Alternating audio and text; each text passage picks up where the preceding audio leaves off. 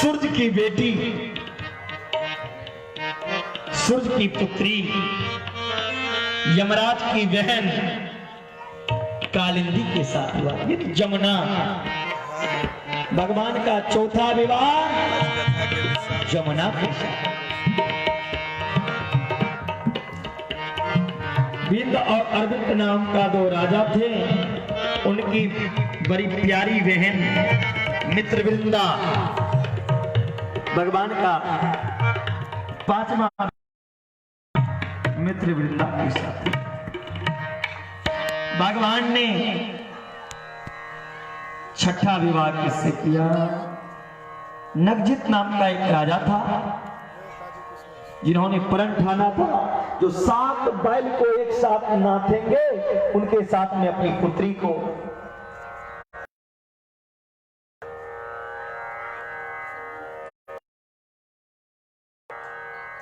सातों बैल के नाक में एक साथ नकेल डाल दी, नथ दिए।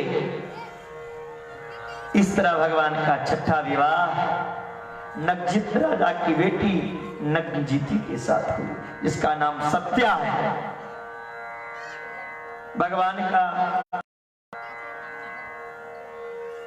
भद्रा के साथ विवाह हुआ। फिर 8वां विवाह भगवान का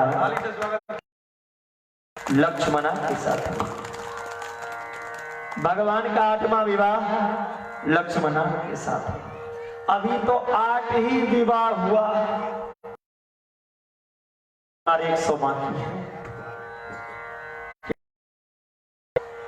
अगर एक एक का नाम गिनाऊंगा तो कई बरस बीत जाएंगे। का तो अभी 8 ही विवाह हुआ है। ऐसा करता साथ जो की शादी कर देता हूं, करा देते हैं एक हिसाब, ठीक है।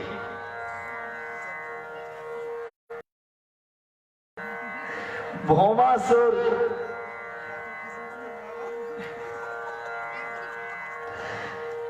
भौमासुर नाम का एक राजा है जो भूमि से उत्पन्न हुआ, जो भूमि से उत्पन्न हुआ। भौमासुर अपना ताकत का दुरुपयोग करने लगा। भौमासुर राक्षस जो सुंदर सुंदर राजा की बेटी होती थी ना, रास्ते से जाती थी तो उनको अपहरण करके जेल में बंद कर देती थी। बड़े बड़े राजाओं की बेटी का हरण किया भौमासुर राक्षस, और प्रतिज्ञा ठाना था जिस रोज 20,000 राजकुमारी हरण कर लूंगा तो 20,000 राजकुमारी के साथ एक ही बार विवाह करूंगा। 16,100 हरण हो चुका था। भगवान ने कहा ये भौमासुर राक्षस अपना ताकत का दुरुपयोग कर रहा है। कितने राजाओं की पुत्री का इन्होंने अपहरण किया। गोविंद के नेत्र सजल हो गए। भगवान ने भौमासुर राक्षस का उद्धार किया, और जो कैद में राजकुमारी थी, जेल में जो राजकुमारी थी, उनको बाहर करके बोलते हैं अब आप लोग अपने घर जाओ। सारी राजकुमारी हाथ जोड़ के भगवान से कहते हैं हे प्रभु, क्या मुंह लेकर के मैं अपने घर जाऊं? मेरी माँ बाप, मेरी पिताजी मुझे गलत समझेंगे।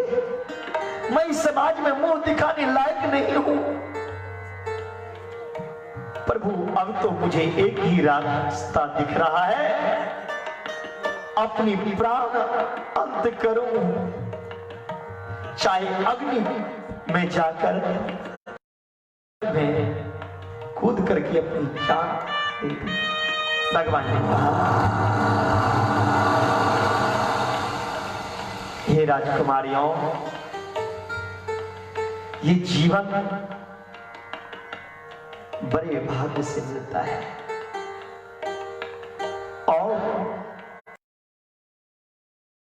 अपने आप स्वयं मरते हैं, चाहे वो मिट्टी तेल डाल के मरे या आग लगा के मरे या जल में डूब के मरे या स्वयं खुद खुशी करके मरे, उसकी कभी मुक्ति नहीं होती, उसकी कभी उद्धार नहीं होता। जीवन मिला है तो भगवान, वो भगवान कुछ ना कुछ जरूर करेंगे।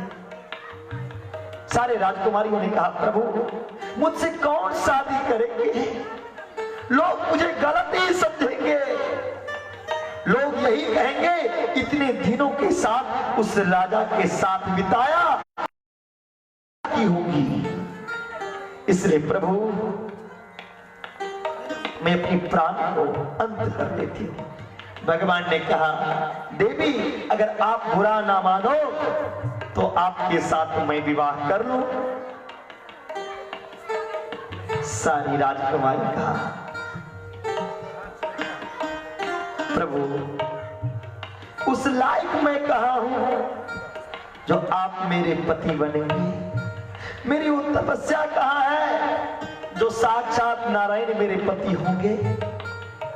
भगवान ने कहा, देवियों आप इधर फिर हल्ला क्यों कर रहे हैं? अरे इधर शांत कर कौन है? मैं आपके साथ विवाह करने के तैयार हूं। भगवान ने कहा, ठीक है, मैं भी आपसे विवाह करने के लिए तैयार हूं। भगवान भी तैयार हो गए, वो राजकुमारियां भी तैयार हो गई। इस तरह भगवान का 16,100 रानी के साथ विवाह हो गया। एक ही साथ करा दिए ना महात्मा जी विवाह। इस तरह कितने विवाह हो गए? एक ही साथ। 8 कौन कहेंगे? इटहरी वाला कहेंगे 8। भगवान के कितने विवाह हुए? 16,108। वो 16,108 जो है कोई साधारण स्त्री नहीं है। 8 जो है 8 तरह की प्रकृति है। आद्य लक्ष्मी, विद्या लक्ष्मी, काम लक्ष्मी, मोक्ष लक्ष्मी, वो 8 लक्ष्मी है जो भगवान के अष्टपट रानी बने। और 16,100 जो है वो क्या है?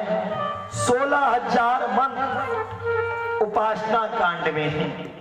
वो उपासना कांड के मंत्र जो है वो भगवान की पत्नी बनी है।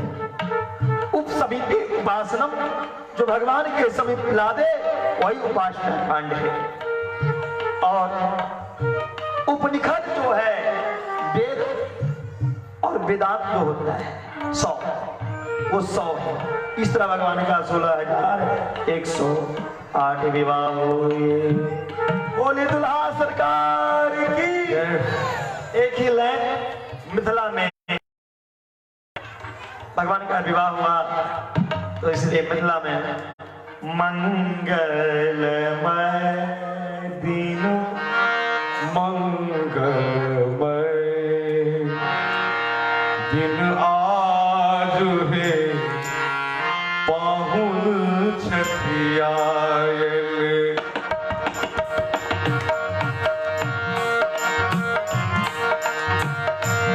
मंगलमय दिन मंगलमय दिन आज है, पाहुन छठियाए। धन धन जा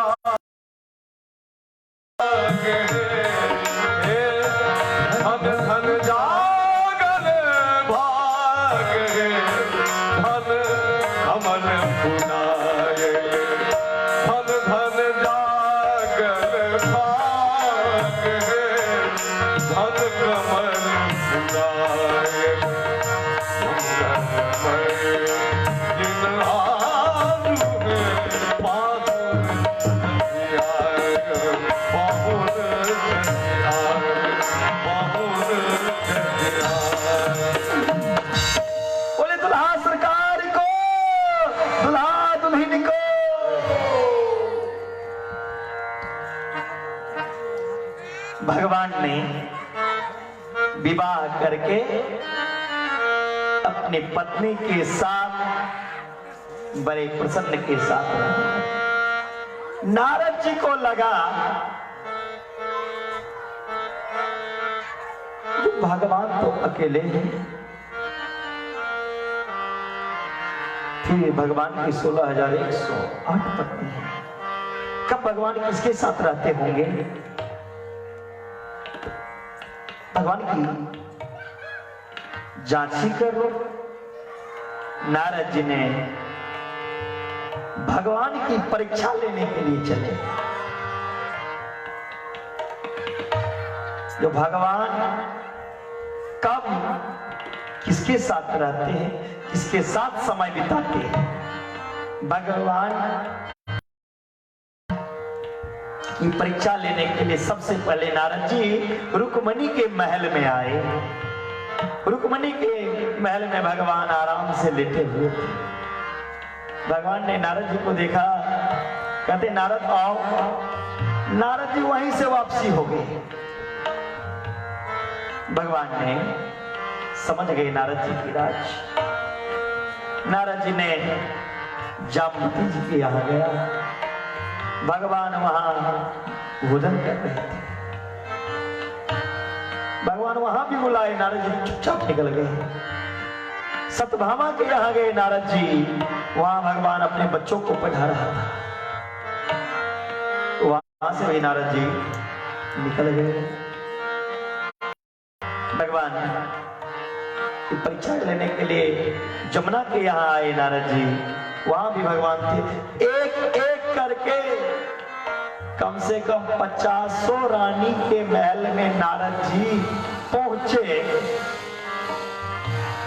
नारद जी से पहले भगवान वहां मिलते थे। नारद जी ने सोचा ये क्या बात है, मैं बाद में जाता हूं, हमसे पहले भगवान बैठे रहते हैं। तब नारद जी ने अंत में रुक्मिणी जी से ही आकर के पूछा, माता एक बात पूछो, भगवान तो अकेले हैं, उनकी 108 है, कब किसके साथ रहते हैं वो? रुक्मिणी जी ने कहा। रुक्मिणी जी कहती है नारद, भगवान अकेले नहीं है, हरि व्यापक सर्वत्र समान। बहुत बढ़िया बात। हरि व्यापक सर्वत्र, प्रेम से प्रकट होई मैं जाना, प्रेम से प्रकट होई मैं जाना। हे नारद, भगवान सभी जगह है, उस परमानंद की प्राप्ति के लिए। ऐसा मन में भाव तो लाओ,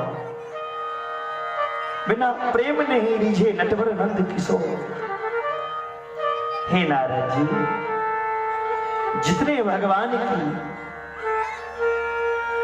पत्नी है उतने ही भगवान अकेले नहीं है, भगवान अनंत है। सहस्त्र शीरसा मूर्खा सहस्त्राक्ष सहस्त्रपाद। सो नहीं, वेद में कहा सहस्त्र शीरसा पुरखा सहस्त्राक्ष सर्वत्र। भगवान सहस्त्र नहीं, भगवान अनंत शीर्ष, अनंत पुरुष। भगवान अनंत है, उनकी अनंत हाथ है, अनंत पैर है, अनंत सिर है भगवान के, अनेक रूप है भगवान के। हे नारद, तब नारद जी का जाकर के अभिमान दूर हुआ। भगवान ने सारी राज को समझ गए। नारद जी से कहते हैं, और नारद जी अब तो मिठाई खा लो।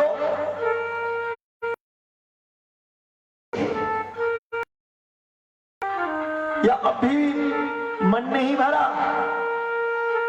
और भी परीक्षा लेना चाहते हैं? नारद जी का भी भगवान ने अभिमान को तोड़ दिया। बोला नारद, भूल गए तुमने वो बात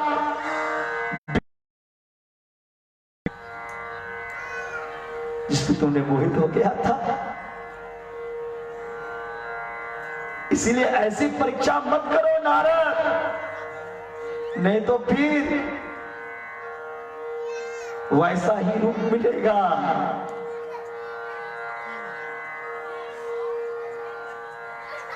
भगवान की इस बच्चे को पीछे करो तो दोनों बच्चों को जाओ पीछे, उठो।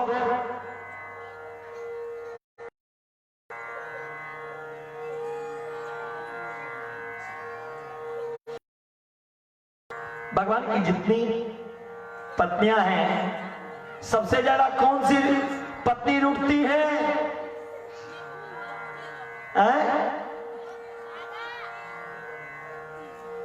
भगवान की जितनी पत्नी है, सबसे ज्यादा कौन रूठती है? कौन? यही सुनते हो कथा ना। भगवान की 16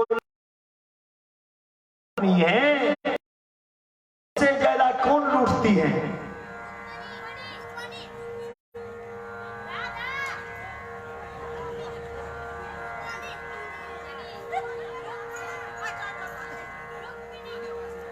अरे मैं ये बनावटी नहीं, भागवत की बात कर रहा हूं। भागवत तो अभी सुने थे ना? क्या सुने हो? क्या सुने हो? जितनी पत्नी थी उनमें से सबसे ज्यादा कौन रूठती थी? सत्यभामा। क्योंकि सत्यभामा के पिता ने मणि देके खरीदा था, दहेज मिला था। जो अपने बेटे का दहेज लेंगे ना, उनके बेटे के साथ भी ऐसे ही होगा, उनकी बहू रूठेगी। इसलिए दहेज मत लेना, दूध कभी मत बेचना। इस कलयुग में दोनों भी बिक रहे हैं, दूध भी और पूत भी।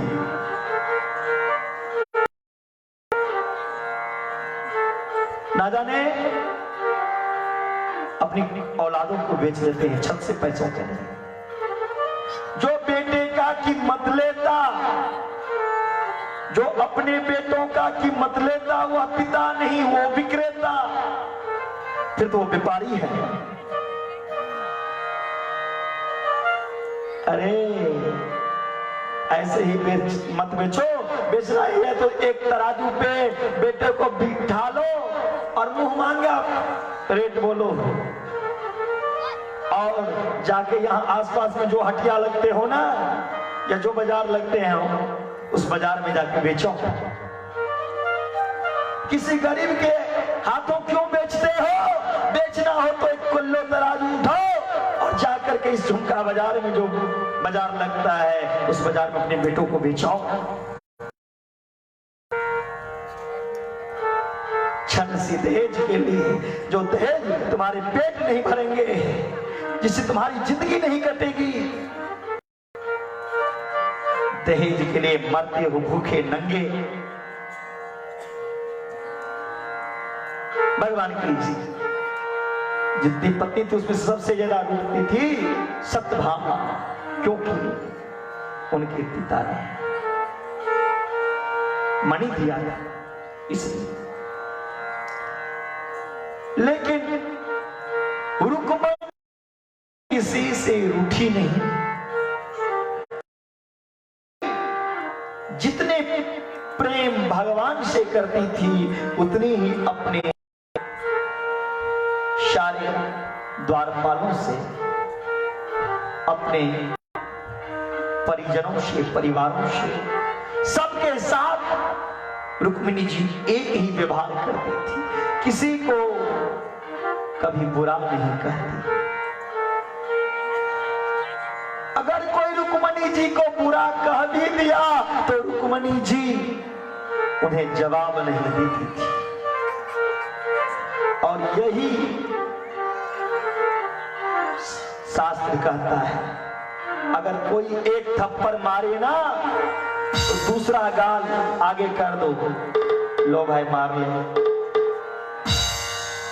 आज तुम मुझे मारोगे, एक दिन परमात्मा तुझे मारेंगे। धर्म ये नहीं कहता है कोई तुम्हारे ऊपर अत्याचार करे तो तुम भी उसके साथ अत्याचारी बन जाओ। कोई बुरा तो कर ही रहा है, उसके साथ तुम बुरा मत करो। भगवान ने सोचा रुक्मणी जी कभी भी रूठी है, क्यों नहीं आज रुक्मणी जी की परीक्षा ली। भगवान घूमते घूमते आए और जा करके अपनी जो सज्जा था उस सज्जा पे लेट गए और आंखें लाल लाल कर ली। भगवान जैसे लोग गुस्से में होते हैं वैसे रुक्मणी जी पानी लेकर के आए। भगवान ने कहा हटो मेरे आगे से पानी, मुझे पानी उन्हें नहीं पीना। रुक्मणी जी पंखा करने लगी, हे स्वामी आप नाराज हैं, क्रोधित हैं, किसी ने कुछ कहा या इस दासी से कोई गलती हो गई, इस रुक्मणी से कोई गलती हो गई। भगवान कहते हैं एक गलती रहेगा तब न बताऊं, जीवन भर तो तुम गलती ही की। रुक्मणी जी कहती स्वामी बता तो दो क्या बात है, क्या मुझसे अपराध होगी, क्या गलती होगी। भगवान कहते हैं पहली गलती तो तुमने वो की जो मुझसे विवाह किया, बड़े बड़े राजकुमारों को छोड़कर तुमने एक गाय चराने वाले ग्वारियों के साथ अपनी विवाह कर ली। तब भी रुक्मणी जी गुस्सा नहीं की, तब भी रुक्मणी जी के चेहरा पे वैसी ही मुस्कान है जैसा पहले था। भगवान ने कहा बोलती क्यों नहीं हो, अगर तुमने ये सोच रही होगी जो मैं बहुत बड़ा वीर हूं इसलिए मुझसे शादी की, तो सुनो मुझसे ज्यादा डरपोक इस दुनिया में कोई नहीं है। मैं लोगों के डर से क्षीर सागर में नाग पे जाके सोता हूं, समुद्र में सोता हूं, लोग के डर से इतना डरपोक हूं। ऐसे डरपोक गाय चरवाहा से तूने अपनी शादी कर ली। तब भी रुक्मणी जी ने जवाब नहीं दिया। भगवान ने कहा अभी भी ये नहीं बोल रही है। भगवान ने कहा सुनो तो रुक्मिणी जी, तुमने ऐसे पति किया जिसका माँ का पता नहीं, पिता का पता नहीं, खानदान की पता नहीं, कुल की पता नहीं। कोई मुझे वसुदेव का पुत्र कहता है तो कोई नंद का बेटा कहता है। मुझे ही नहीं पता मैं किसका बेटा हूं। जिसकी माँ बाप का पता नहीं उसके साथ तुमने अपनी शादी कर ली। जिनके दो दो बाप होंगे, दो दो पिता होंगे, उसके साथ तुम शादी कर ली अपनी। तब भी रुक्मिणी जी गुस्सा नहीं। रुक्मिणी जवाब नहीं दिया। भगवान ने कहा सुनो, अगर तुम चाहती होगी जो मैं सुंदर हूं इसलिए मुझसे विवाह की,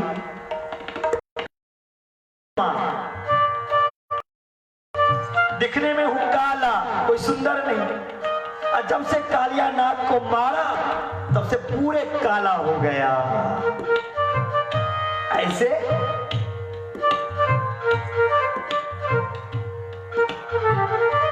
काला कृष्ण से तूने अपनी शादी कर ली। तब भी रुक्मणी जी जवाब नहीं दिया। भगवान ने कहा सुनो, कहीं अगर तुम सोचती होगी मेरा नाम चलता है तो मेरा नाम जींस वाला सब नवयुवक सब नहीं लेते हैं। आज के छोरा सब मेरे नाम नहीं लेते हैं। आज के नवयुवक भगवान के नाम नहीं लेते हैं। हे रुक्मिणी जी, मेरे नाम कौन लेते हैं? जिनको खाने के लिए कुछ नहीं मिलता वो कहते हैं दे दे, राम के नाम से दे दे। बड़े बड़े संत दाढ़ी वाले बाबा कहते हैं और मेरे नाम पे खाते हैं। जिनका चेहरा अच्छा हो, दिखने में स्मार्ट हो, सुंदर हो, उनको तो काम से ही फुर्सत दे दो, भगवान का नाम लेगा क्या? वो तो मेरा नाम लेता ही नहीं। वो तो खुद ही सुंदर है तो मेरा नाम लेके करेगा क्या? अच्छा आदमी मेरा नाम नहीं लेता। जिनको कोई काम धंधा नहीं मिलता, जो भिखारी रहता है, वो मेरा नाम लेता। रुक्मिणी जी तब भी कोई जवाब नहीं दिया। भगवान ने कहा ये कुछ बोल ही नहीं रही है, मैंने इतने कहा जा रहा हूं। तब भगवान ने कहा सुनो रुक्मिणी जी, अब भी कुछ नहीं हुआ। जाओ तुम मेरे से दूर हो जाओ और शिशुपाल से अपनी विवाह कर लो। ये बात कब भगवान ने कहा? जब रुक्मिणी जी के 5 बेटे हो गए थे तब।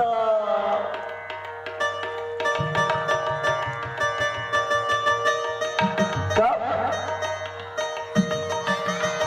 जब 5 पुत्र रुक्मिणी जी के जन्म ले लिए थे तब भगवान ने कहा जो अब भी कुछ नहीं हुआ, जाओ शिशुपाल से अपनी शादी कर लो। ये बात सुनकर के रुक्मिणी जी बेहोश हो गई। इतने देर से रुक्मिणी जी पंखा भगवान को कर रही थी, अब उल्टा हो गया, भगवान को ही पंखा करना पड़ा। तब भगवान ने चतुर्भुज किया, 2 हाथों से रुक्मिणी जी को उठाया, एक हाथ से पंखा हिला रहे हैं रुक्मिणी जी के चेहरा पे, एक हाथ से भगवान ने रुक्मिणी जी के सर पोंछ रहे हैं। उठो, मैं तो मजाक कर रहा था, उठ जाओ ना, मुझे बचपन से ही मजाक करने की आदत है। बहुत देर के बाद रुक्मिणी जी का होश आया। हाथ जोड़ के कहती है हे स्वामी, आपने जितने बात कही कोई गलत नहीं। हमारा आपका मेल कहां? आप इस प्रकृति के मालिक और मैं कहा इस प्रकृति की एक छोटी सी अबला नारी। हमारी आपकी मेल कहां? वो तो आपने बहुत बड़ी कृपा की, मुझे पत्नी के रूप में स्वीकार कर। मैं इस लायक कहां हूं? आप कहां पुराण पुरुषोत्तम भगवान कृष्ण हैं। आपने तो मेरे ऊपर कृपा कर दिया मुझे पत्नी बनाकर। प्रभु आपने कहा जिसकी माता पिता के ठिकाने नहीं उससे मैं शादी की। हे प्रभु, माता पिता तो आप हो। लोग आपको क्या कहते हैं? माँ तुम पिता शरण कहूँ स्वामी, शरण कहूँ तुम बिन और ना दूजा, आस करूं किसकी होंगे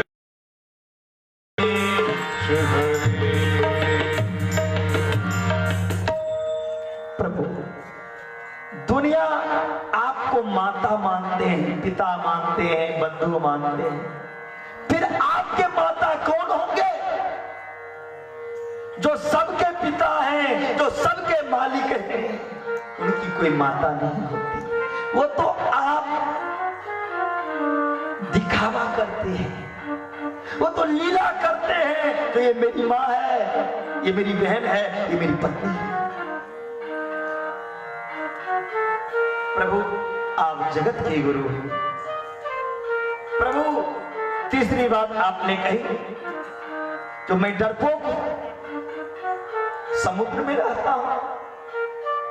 हे प्रभु, समुद्र में भी आप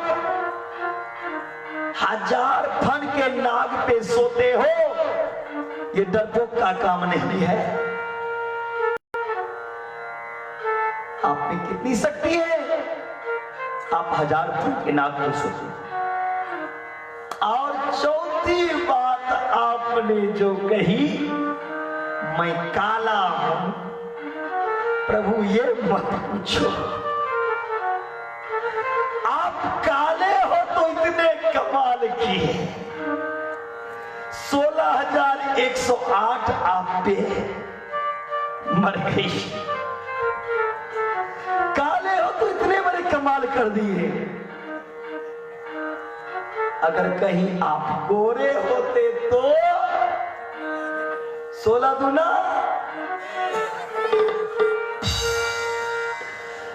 32,216 कर देते।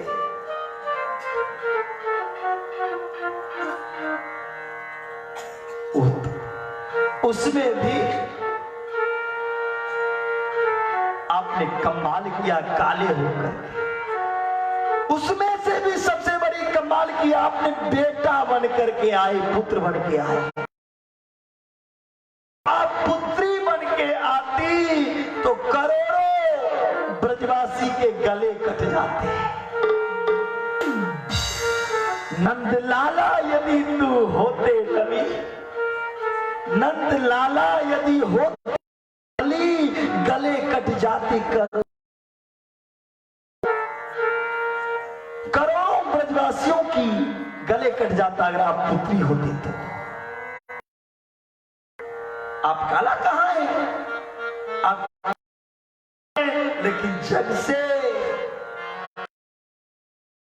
जग को मोहित करने वाले हैं। आपने तो जग को जीत लिया। दुनिया आपके रूप पे, आपकी चालों पे, आपकी मुस्कान पे मरते हैं। हे प्रभु, पांचवी बात आपने कही, तो मेरा नाम इंटरनेशनल भिखारी लेता है, जिसको कुछ होता नहीं वो। तो इस दुनिया में धनी कौन है? कबीरा सब जग निर्धना, धनवंता नहीं को, धनवंता सोई जानिए, डाके राम नाम। धनी तो संसार में वही है जिन्होंने भगवान नाम का धन कमाया। इस संसार में और कोई धन नहीं। दाता एक राम जी, भिखारी सारी दुनिया। देने वाले तो एक, वो परमात्मा है। अब मांगने वाले हम सब हैं। और जीवन भर हमें मांगने की आदत नहीं छूटती। रोज कथा में समझाता हूं आपको, मांगना है तो भगवान से मत मांगो।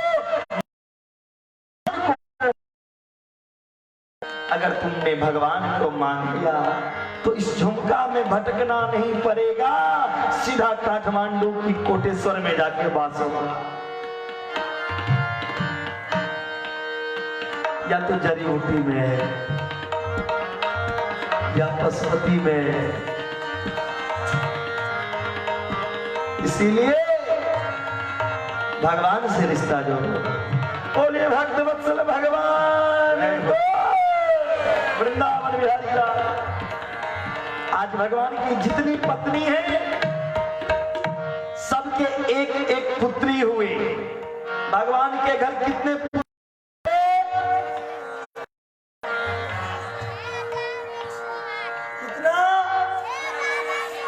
6,000 16,108। भगवान के जितनी पत्नी है सबको 10-10 बेटा हुआ।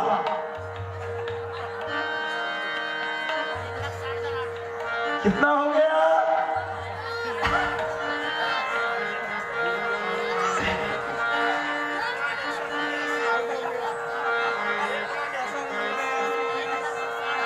दोनों को मिला दो, बेटा और बेटी कितना हो गया?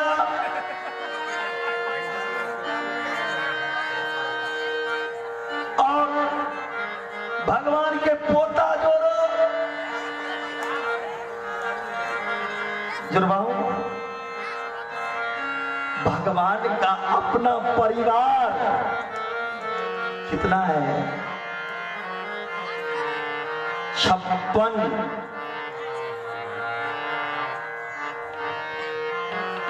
1,56,00,000 भगवान का परिवार। भगवान का अपना परिवार। और इतने बड़े परिवार में भगवान के घर कभी लड़ाई नहीं हुई, किसी ने ये भी नहीं जरा सा आवाज किसी के मुंह से निकला तो तुम क्या करती हो, मैं नहीं करूं। ना तो धन के प्रति लड़ाई हुआ, ना तो किसी बातों के। लेकिन भगवान के इतने परिवार होने के बाद युद्ध भी लड़ाई नहीं होते हैं। अगर हम 2 भाई होते हैं तो माँ बाप जिंदा रहते हैं और हम दोनों अलग हो जाते हैं। उतने जल्दी टूट जाते हैं। ये भगवान की कथा नहीं है, ये हम सब की कथा है। हमें सीख लेनी चाहिए भगवान से। तो भगवान इतने बड़े परिवार में रहकर भी कभी लड़ाई दंगा नहीं किया, कभी किसी की कोई निंदा नहीं की। लेकिन हम अपने घर परिवार, अपने भाई भाई में जलते हैं। और तो और जो माँ ने मुझे पाला पोसा जन्म दिया, उस माँ को मैं घर से अलग कर देते हैं, अनाथ आश्रम में भेज देते हैं, वृद्धाश्रम में भेज देते हैं, घर से बाहर कर देते हैं। क्या वो माँ ने तुम्हें इसीलिए जन्म दिया जो उनको तुम ये दिन दिखाओगे? अरे भगा, माँ बाप तेरे सारे गंदगी को दूर करके पाल पोस करके बना दिया।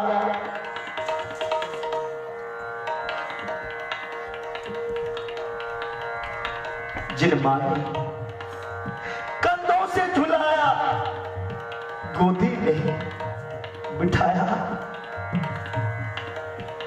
जो आज मैं इसको कंधे पे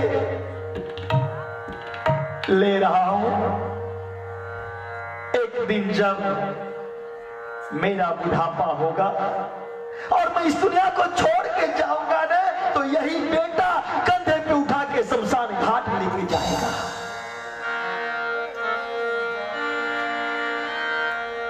लेकिन हम लोग ने ऐसा नहीं करते। वो पुत्र धर्मात्मा है, जो पुत्र अपने माता पिता को, अर्थी को कंधे पे धोके शमशान घाट लेके जाते हैं, तभी वो अपने पितृ ऋण से उद्धार होते हैं। इसलिए हमें भगवान की तरह बनना चाहिए, कभी किसी से बैर नहीं करना चाहिए, किसी की निंदा नहीं करना चाहिए। ये मन ये 2 दिन का मेला रहेगा, मेला रहेगा, झमेला रहेगा।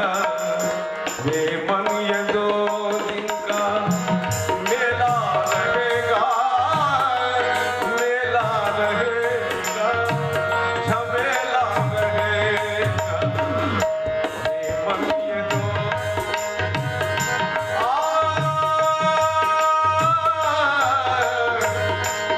साथी है बिंदु गंगा के जल पान तक।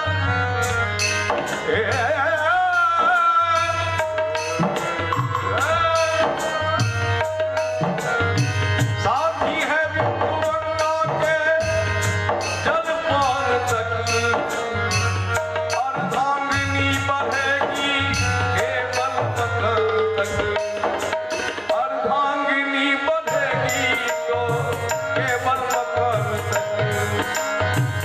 बेटा भी हक निभाएगा तो अग्निदान तक, अग्निदान तक। इसके तो आगे, इसके तो आगे भजन ही है साथी। हरि के भजन में अकेला रहेगा। ये मन ये 2 दिन का मेला रहेगा, मेला रहेगा, झमेला रहेगा। ये मन ये 2 दिन का मेला रहेगा, मेला रहेगा, झमेला रहेगा। ये मन ये 2 ये मन ये 2 ये मन ये 2। इसलिए हमें कभी भी किसी की निंदा नहीं करनी चाहिए और नहीं बैर करनी चाहिए। अगर एकता रखोगे ना, मिलके रहोगे ना, तो अपनी जिंदगी में बहुत तरक्की करोगे, बहुत आगे बढ़ोगे। और नहीं, अकेला अगर जीना चाहोगे ना, तो कभी आगे नहीं बढ़ सकते। इसीलिए अपने परिवार को लेकर चलो, वही पुत्र धर्मात्मा होते हैं जो सबको लेके जाते हैं। लोभ न छोड़ा, क्रोध न छोड़ा, लोभ न छोड़ा, क्रोध न छोड़ा। सत्य वचन क्यों छोड़ दिया, नाम जपन क्यों छोड़ दिया, नाम जपन क्यों छोड़ दिया। क्रोध न छोड़ा, लोभ न छोड़ा, असल वचन क्यों छोड़ दिया। ओ असल वचन क्यों छोड़ दिया।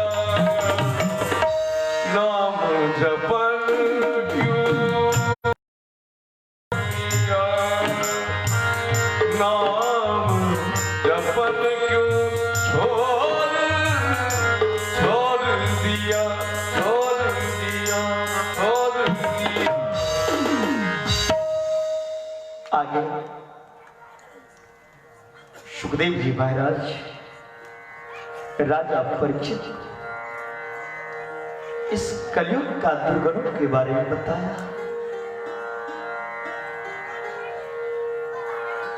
कलयुग में कैसे कैसे लोग होंगे, उनकी प्रवृत्ति कैसी होगी। आपको शुरू में भी कहा जो राक्षस अलग से नहीं होते, मनुष्य का ही 3 रूप है। मनुष्य ही देवता, मनुष्य ही ईश्वर है। मनुष्य ईश्वर है, मनुष्य ही राक्षस है और मनुष्य ही मनुष्य है। अगर कई लोग ऐसे होते हैं जो कुछ करके जाते हैं, करते हैं, वो तो देव पुरुष थे, हमने उन्हें देवता की उपाधि देते हैं। अरे वो आदमी नहीं, वो देवता था मनुष्य, लेकिन उपाधि देते हैं हम देवता का, वो देवता बना। राक्षस प्रवृत्ति, सभी से लड़ना, झगड़ना, निंदा करना, शराब पीना, किसी की बुराई करना और 12 बजे तक सोना, बिना खाना खाना, माता काम नहीं करना, माता पिता से दूर रहना, बुराई करना, यही सब आसुरी प्रवृत्ति है, यही सब राक्षसी प्रवृत्ति का गुण है। राक्षस की कोई पूछ नहीं होते हैं, राक्षस हम ही आप बनते हैं। और मनुष्य है वो मनुष्य धर्म को निभाता है, सभी जीवों पे दया करता है, किसी जीव को हत्या नहीं करता है। हम लोग कई लोगे ना, तो फिर भगवान कंस को कैसे किए थे छाती पे चढ़ के, वैसे ही तुम्हारे साथ भी करेंगे। अब तुम मारोगे तो तुम्हें मारने वाले ऊपर खड़े होंगे। प्राचीन बरही राजा की तुमने कथा सुनी थी। इसीलिए सब जीवों पे दया करो, शुद्ध शाकाहारी भोजन का सेवन करो, किसी की निंदा या बुराई मत करो। बोले भक्त वत्सल भगवान, वृंदावन बिहारी लाल। आज इस कथा का अंतिम दिवस, अब अंतिम क्षण में हम लोग प्रवेश करते जा रहे हैं। अब कुछ ही देरों के बाद सुदामा का चरित्र श्रवण करेंगे।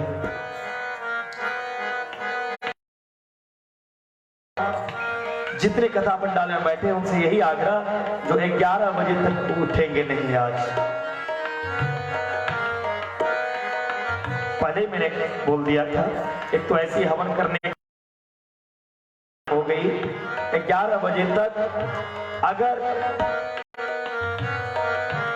थोड़ी भी इस कथा सुनने के उद्देश्य से आए होंगे तो 11 बजे रात्रि तक सब कथा पंडाल में बैठेंगे। और यहां से आज की अंतिम आरती लेके जाना और प्रसाद इस व्यासपीठ से लेके जाना, इसका फर्क रखा। और मुझे ऐसा लग रहा है कि इस झुमका में ज्यादा नहीं, आशा किए थे 7%, 30 से 35% परिवर्तन आया है। 30-35% में परिवर्तन आया है। लेकिन उन गार्जियनों का ही धर्म बनता है कि अपने बच्चों में भी परिवर्तन। जिस तरह आपने इस कथा से भगवान के लिए झुक गया, उस तरह अपने बच्चों को भी संस्कार दो। क्या कर रहा है बच्चा, किससे बात कर रहा है, क्यों कर रहा है,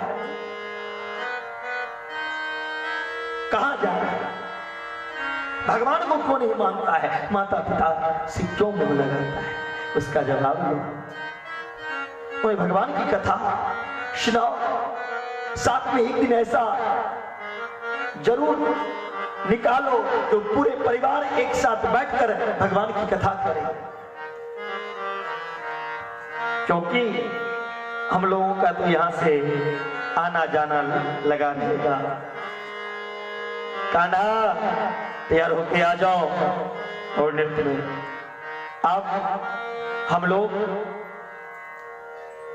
इस शहर में अनजान बन के आए थे। आज ऐसा लग रहा है जो पहचान बना करके जा रहे हैं। हम तो जा रहे हैं, लेकिन जाने के बाद जरूर आप लोग याद करेंगे। याद है हम तेरे शहर में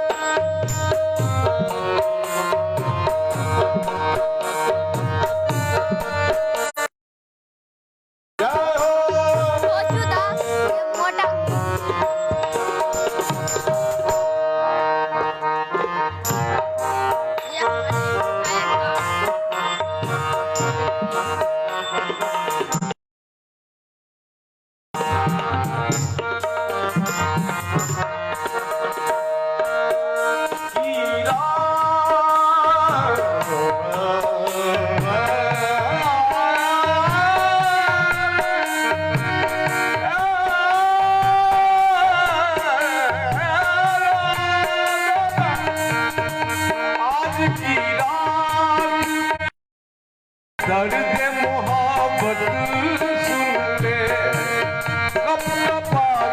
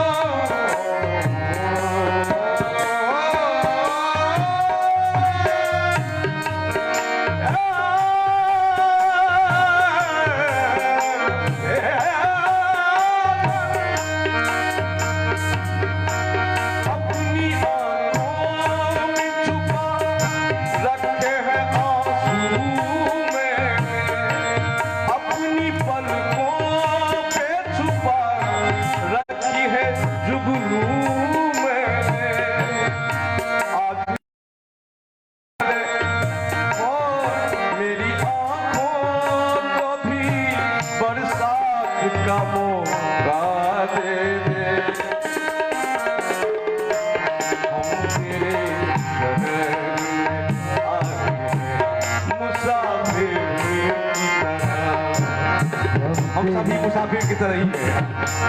आए मुसाफिर की तरह सिर्फ एक बार मुलाकात का मौका दे दे। हम तेरे शहर में आ गए हैं मुसाफिर की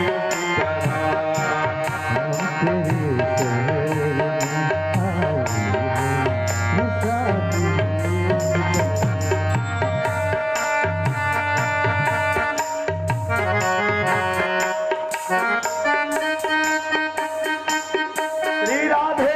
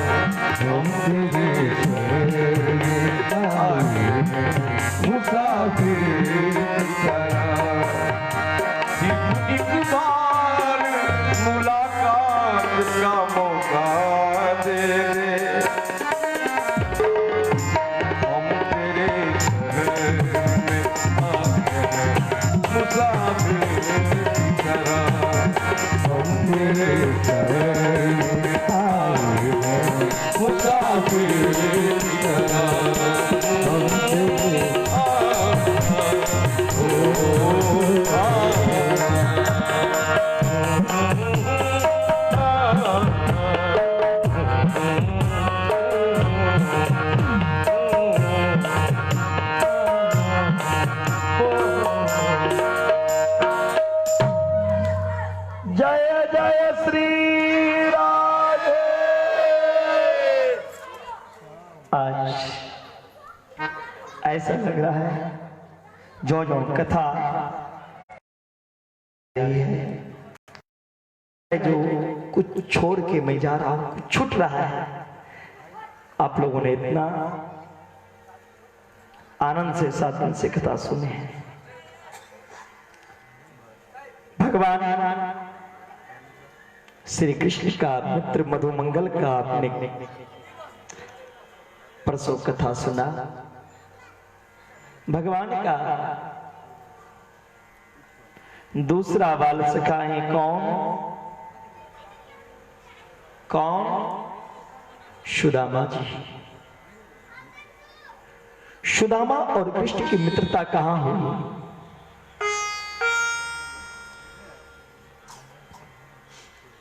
उज्जैन में अविंतिकापुरी में गुरु संदीपनी के आश्रम में सुदामा जी पढ़ रहे थे। पढ़ने में सुदामा जी भूस्कोल थे। सुदामा जी पढ़ने में कमजोर था, तेज नहीं था, जिसे देहात में कहते हैं भूस्कोल। अब भूस्कोल विद्यार्थी के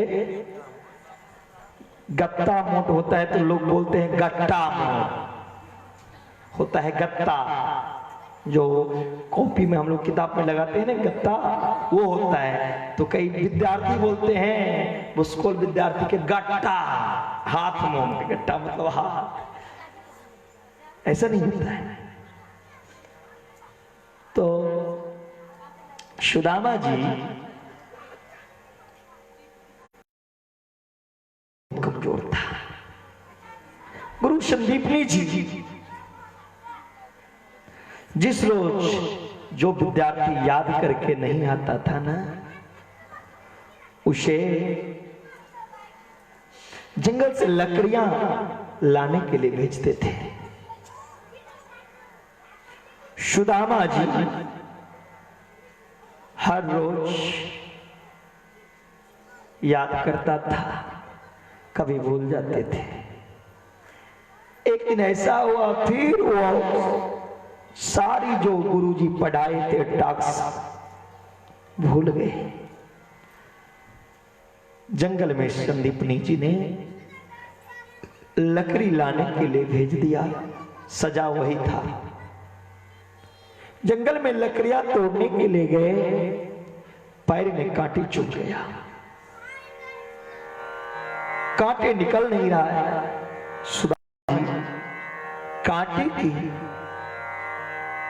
चोट से व्याकुल है, रो रहे हैं सुदामा जी। उस जंगल में कौन सुनने वाला है सुदामा जी की?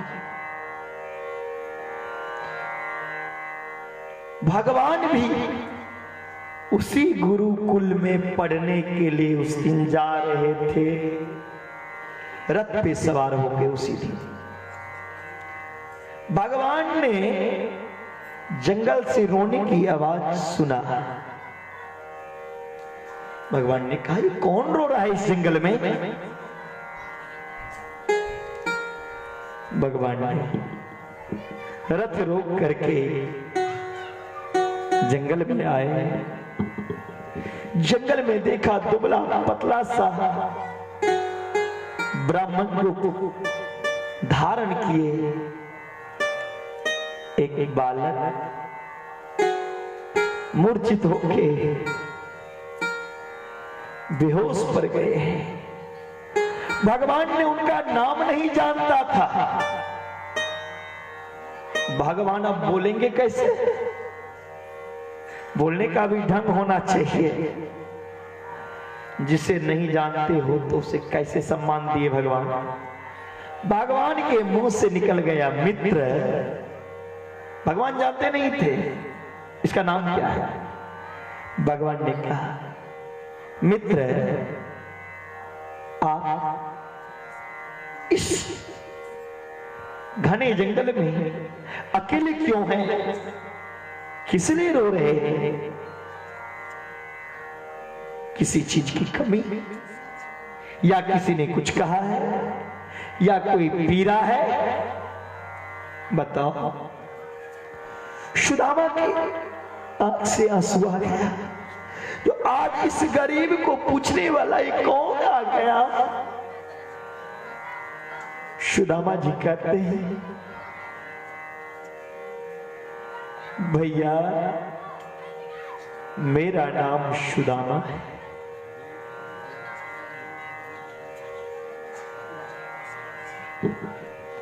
मेरा नाम सुदामा है।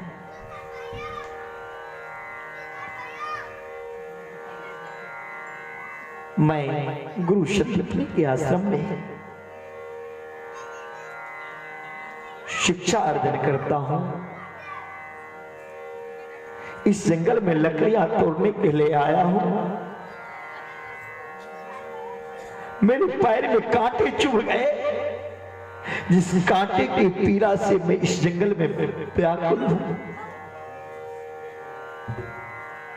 भगवान ने कहा, हे ब्राह्मण देवता, किस पैर में कांटे चुभे दिखाइए तो। सुदामा जी ने दिखाया। भगवान ने अपने हाथों से कांटे निकालने की कोशिश की है। हाथ से कांटे नहीं निकला। भगवान ने जीभ से, अपना जीभ से सुदामा जी के पैर चाटा। साफ साफ करके कांटे को देखे और दांत से सुदामा के पैर के कांटा को निकाला और उसी समय भगवान ने कहा, हे सुदामा, मैं भी आज उसी गुरुकुल में पढ़ने के लिए जा रहा हूं और आज से हमारी आपकी मित्रता हो गई है। जब कभी आपत्ति की काल आए, विपत्ति का समय आए, तो इस कृष्ण का अवश्य याद करना। दोनों गुरुकुल में आए, पढ़ रहे हैं। जिस रोज सुदामा जी भूल जाते थे, गुरुकुल को पाठ नहीं सुना पाते थे, भगवान भी जानबूझ के नाटक करके पाठ भूल जाते थे, जो मुझे भी याद नहीं है, क्योंकि मित्र के साथ तो मित्रता निभानी है ना। भगवान भी जानबूझ के भूल जाते थे। दोनों जाते थे, लकड़ियां लाते थे। एक दिन ऐसा हुआ, सुदामा जी कुछ नहीं याद किए, बहू सुदामा जी की पिटाई हुई। भगवान भी एक भी सवाल का जवाब नहीं दिया, भगवान की भी पिटाई हुई। दोनों को जंगल में लकड़ियां लाने के लिए संदीपनी जी भेजे। गुरु माता ने दोनों के हिस्से के लिए 5 मुट्ठी चन्ना दिया। दोनों ने एक साथ मिलकर जंगल में जा रहे हैं लकड़ियां लाने के लिए। सुदामा पे चढ़ने लगे। भगवान कहते हैं, मित्र आप कमजोर हो, आप गिर जाओगे, आप मत चढ़ो, मैं चढ़ के तोड़ता। कैसे? अगर किसी से मित्रता करते हो तो सुदामा कृष्ण की तरह मित्रता को निभाना।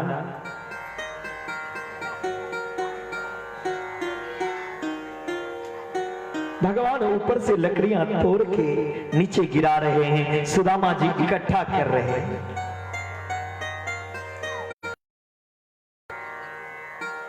सुदामा जी को बहुत जोर से भूख लगी। जी ने अपने हिस्से का चन्ना खा लिया। फिर लकड़ियां इकट्ठा करना शुरू की। फिर भी पेट का पीड़ा शांत नहीं हुआ, भूख लगा। भगवान से रहा नहीं गया। भगवान मन ही मन सुदामा जी मन ही मन भगवान का याद करके कहता है, कन्हैया मुझे माफ करना, मुझे भूख सता रहा है। लो मित्र मैं रहता हूं, लेकिन मित्र लकड़ियां बाद में रखेंगे, पहले गुरु माता जो चन्ना दी हैं वो दोनों मित्र मिलके खा लेते हैं। कहां है? लाओ। अब सुदामा जी क्या जवाब दें? चन्ना तो खा लिए हैं। सुदामा जी बहाना लगा दिए, मित्र यहां जंगल में पानी नहीं है, जहां पानी मिलेगा ना वहां दोनों मित्र बैठ के खाएंगे।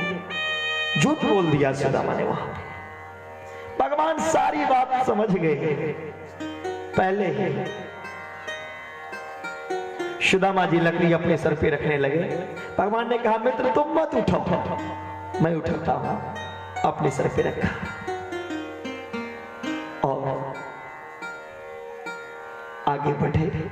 भगवान ने कहा, मित्र हम जाओ। सुदामा जी करे थोड़ा देर और चलो।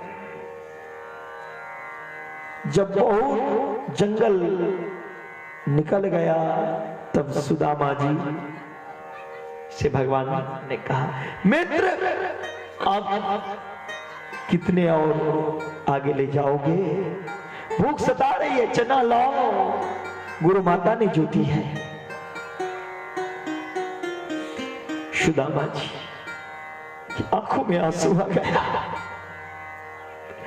भगवान के चरण पकड़ लिए।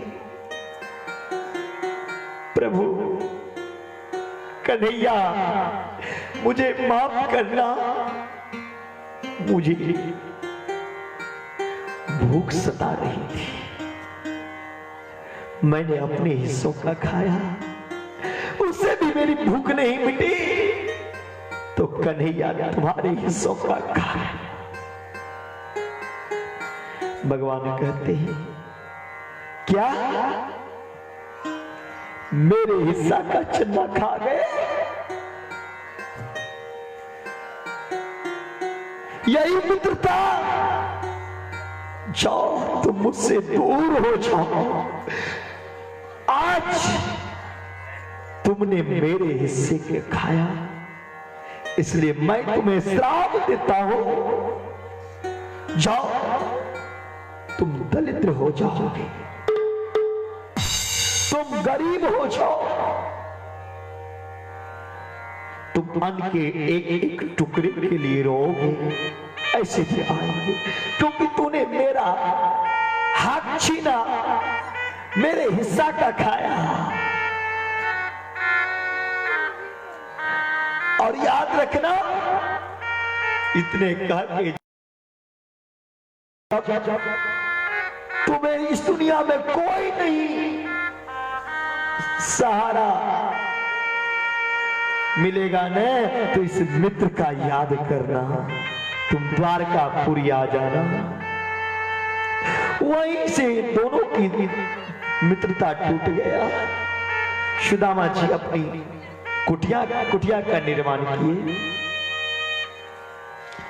भगवान द्वारकापुरी का निर्माण किया, भगवान ने द्वारका का राजा बन गए, सुदामा जी अपने कुटियों का राजा बन गए। भगवान भी शादी किए, सुदामा जी भी शादी की। सुदामा जी की पत्नी का नाम सुशीला।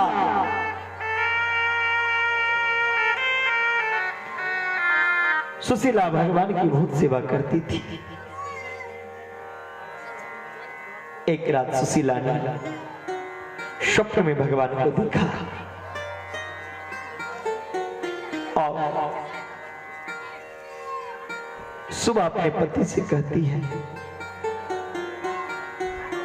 हे स्वामी, द्वारका के कोई राजा कृष्ण आपके मित्र हैं?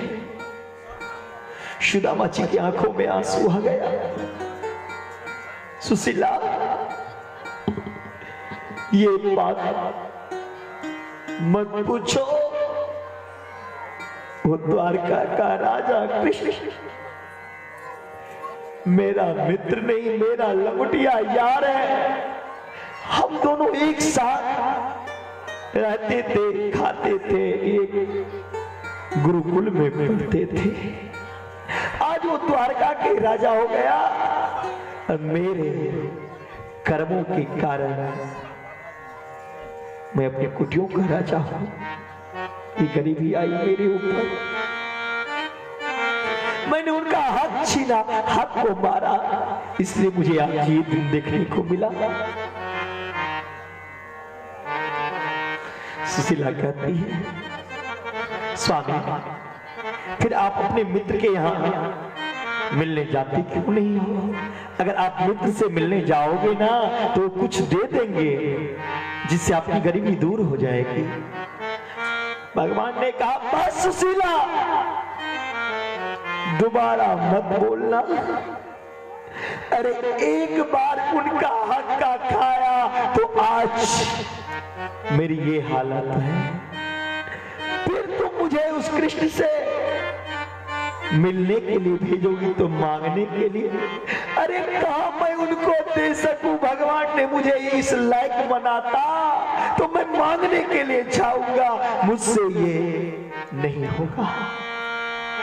अभी तक तो इच्छा थी जो मिलने जाओ, लेकिन अब बिल्कुल नहीं, क्योंकि तुमने मांगने के लिए मुझे भेज रही हो, मैं नहीं जाऊंगा। सुशीला ने कहा, स्वामी, आप बिल्कुल मत मांगना, लेकिन अपने मित्र से मिलके तो आओ।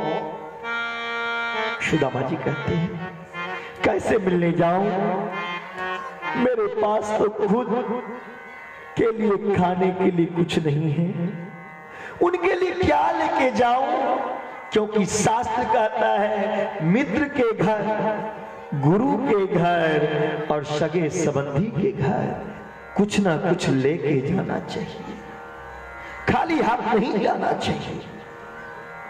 वो मेरा मित्र है, मैं उनके यहां खाली कैसे जाऊंगा? सुशीला कहती है स्वामी आप तैयार हो, मैं आपकी व्यवस्था। सुशीला ने 5 घर से एक मुट्ठी चावल मांगी। 5 घर का चावल कितने रंग का होगा? 5 रंग का, कोई मोटा कोई पतला, कोई बड़ा कोई छोटा कोई टुकड़े। सुशीला चाहती तो एक घर से भी 5 मुट्ठी चावल मांग सकती थी। सुशीला चाहती तो एक घर से बोरियां भर के चावल मांग सकती थी, लेकिन उन्होंने अपने पेट भरने के लिए चावल नहीं मांगी। जितना द्वारका भेजना था उतनी ही चावल मांगी। अब 5 घरों से चावल क्यों मांगी? तो 5 घरों के चावल जब भगवान कृष्ण देखेंगे न, 5 रंग के चावल देखते, वाह रे मेरे मित्र सुदामा, ये चावल भी तुम्हारी अपनी नहीं है, ये भी तुम किसी से मांग के लाए हो। ये चावल एक गरीबी की पहचान बताएंगे, क्योंकि मेरे स्वामी तो मुंह खोल के बोल नहीं सकते कृष्ण से जो मुझे कुछ दे दो, तो गरीबी की पहचान ये चावल होगी। इसलिए सुशीला ने 5 मुट्ठी चावल मांगी 5 घर से। फिर उस चावल को ऐसे पोटली में, ऐसे जो 10 सुदामा जी उस पोटली को कांखे में दबाया, घर से निकल पड़े और भगवान की भक्ति भजन करते हैं। सुदामा जी को जाना था द्वारका, चले गए अयोध्या, अयोध्या से फिर काशी, फिर मथुरा, रास्ता ही भटक गए। शरीर का काम है भूख लगना, भूख भी लगती है प्यास भी लगती है, भूख भी लगती है प्यास भी लगती है, जिंदगी अब उदास लगती है। कैसे आऊं द्वारका तेरे, ये आस भी मुझे अब निराश लगती है। सुदामा जी भगवान के दर्शन के ललाटते हैं। दर्शन दो घनश्याम, दर्शन दो घनश्याम, नाथ मोरी प्यासी रे। राग के राग संतों का ये साधा हुआ राग। दर्शन दो घनश्याम, नाथ मोरी अखिया प्यासी रे। दर्शन दो घनश्याम, नाथ मोरी अखिया प्यासी रे। मन मंदिर में ज्योति जगा दो, घट घट बासी रे। दर्शन दो घनश्याम नाथ।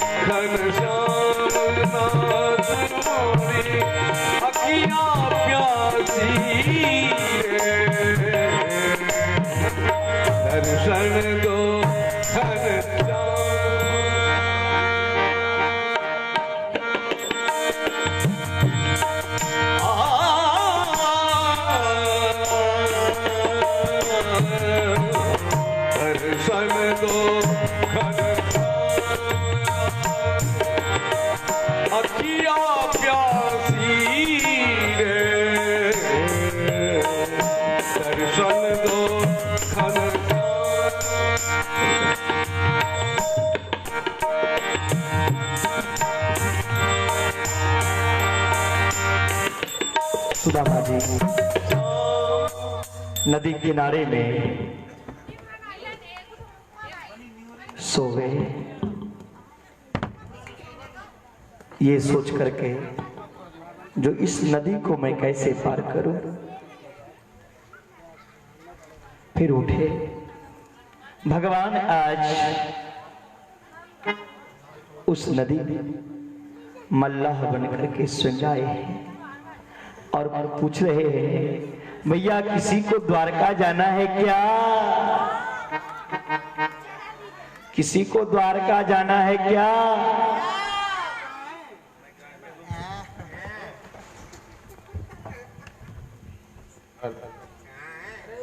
भैया किसी को द्वारकापुरी जाना है? हाँ जाना है। चलो मैं आपको अपनी नौका में बैठा के पास। तो सुदामा जी ने कहा, हाँ भैया हम जाएंगे, पार लगाओगे? हाँ भैया, जो मेरे शरण में आ जाए मैं बार पार लगा दूं। सुदामा जी ने आकर के नाव में बैठ गए। भगवान ने पूछा, अरे सुबह सुबह का समय है, तेरे पॉकेट में कुछ है भी या ऐसे ही नाव में आके बैठ गया? सुदामा जी ने कहा, भैया भैया तो बेकथू है? सुदामा जी ने कहा, भैया मेरे पास तो कुछ नहीं है। भगवान ने कहा, तन पे न लगता चल दिए कलकत्ता, हट यहाँ से, उधर जा मेरे नाव में से। नहीं भैया तेरे पास भैया कैसी गाय कुछ है नहीं और नाव में। सुदामा, मैं अपने मित्र कृष्ण से मिलने के लिए द्वारकापुरी जा रहा हूं। मल्लाह ने कहा, हट जा यहाँ से, द्वारका के राजा को अपना मित्र बताता है, अपनी औकात देखे हो। जी ने कहा, अरे मल्लाह लगता है तुझे काठ की नौका चलाते चलाते तेरी बुद्धि भी काठ जैसी हो गई। मेरे कृष्ण रूप नहीं देखते, मेरे कृष्ण धन नहीं देखते, वो तो भाव को देखते हैं। भगवान कृष्ण ने सुदामा जी को पार लगा दिए।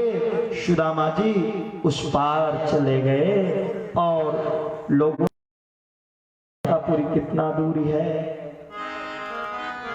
लोगों ने बोला कितने दिन आया ले आने में? सुदामा जी कहा 6 महीने लगा है। जैसे ही 6 महीने का नाम सुना है, सुदामा जी फिर कहे, वाह रे कन्हैया, इतने दूर में जाके तू बैठ गई हो, कैसे आओ मैं तुम्हारे दर पे? थोड़ा दूर और आगे बढ़े तो सुदामा जी देखे मणि माणिक से भरे हुए बड़े बड़े मंदिरों चमक रहे हैं। सुदामा जी ने पूछा, भैया ये कौन सी नगरी है? तो द्वारपालों ने कहा, ये द्वारकापुरी है। गरीबी, ये गरीबी का हाल, कृष्ण के दरबार हम बन के आया हूं, मेरे बचपन का यार। सुदामा जी के कमंडल में नींबू देना है, दे दे। मेरा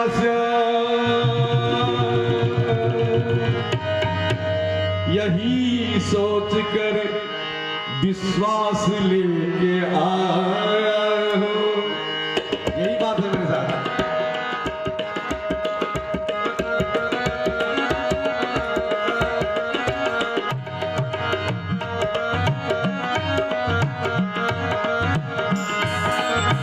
अरे द्वारपालो, अरे द्वारपालो, कन्हैया से कह दो तालियों के साथ, अरे द्वारपालो, कन्हैया से कह दो कि मिलने सुदामा करीब आ गया है, मिलने सुदामा करीब आ गया है।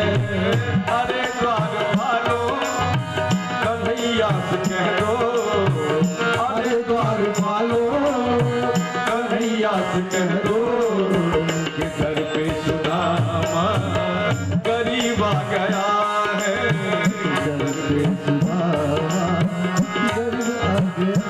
हाँ, भटकते भटकते न जाने किधर से, भटकते भटकते न जाने कहाँ से, तुम्हारे महल के करीब आ गया है, तुम्हारे महल के करीब आ गया है।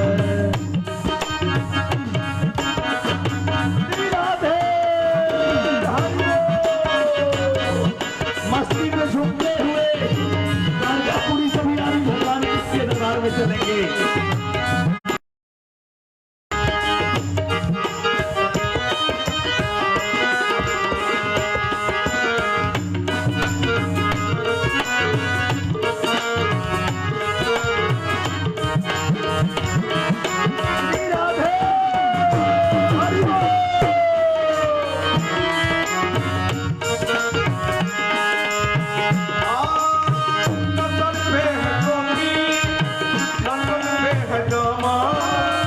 बता दो कन्हैया को नाम है सुदामा, बता दो कन्हैया को नाम है सुदामा। नजर पे है पगड़ी, तन पे है जामा, बता दो कन्हैया को नाम है सुदामा, बता दो कन्हैया को नाम है सुदामा। लतन पे है जामा, सर पे है पगड़ी, लतन पे है जामा, बता दो कन्हैया को नाम है सुदामा। सर पे है पगड़ी, लतन पे है जामा, बता दो कन्हैया को नाम है सुदामा, बता दो कन्हैया को नाम है सुदामा। एक बार मोहन जा करके कह दो, एक बार जा करके कह दो, मिल के सुदामा करीब आ गया है, करीब आ गया है। हाँ, भटकते भटकते कहाँ से, भटकते भटकते न जाने कहाँ से, तुम्हारे महल के करीब आ गया है, तुम्हारे महल के करीब आ गया। हमारे द्वार पालो कन्हैया से कह दो, सुदामा करीब आ गया है।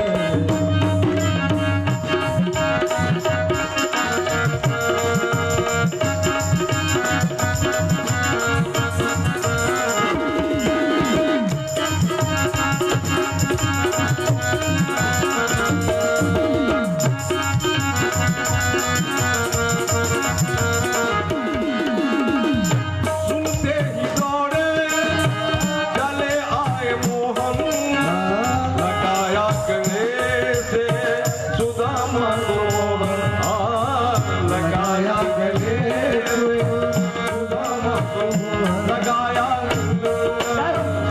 लगाया सुदामा को सुनते ही दौड़े चले आए मोहन, लगाया गले से सुदामा को मोहन, लगाया गले से सुदामा को मोहन। हुआ रुक्मिणी बड़ा ही अचंभा, ये मेहमान कैसा अजीब आ गया है, ये मेहमान कैसा अजीब आ गया है। भटकते भटकते न जाने कहाँ से, भटकते भटकते न जाने कहाँ से, तुम्हारे करीब आ गया है,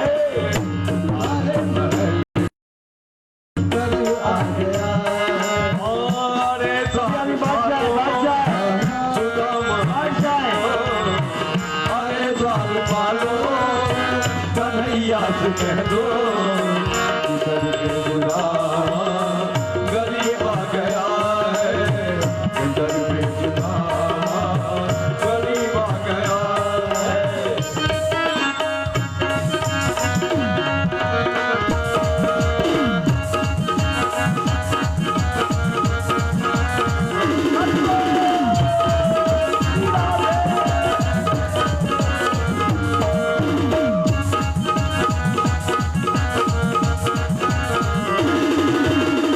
बराबर में अपनी सुदामा उठाए चरण आंसुओं से श्याम ने धुलाए चरण आंसुओं से प्रभु ने धुलाए चरण आंसुओं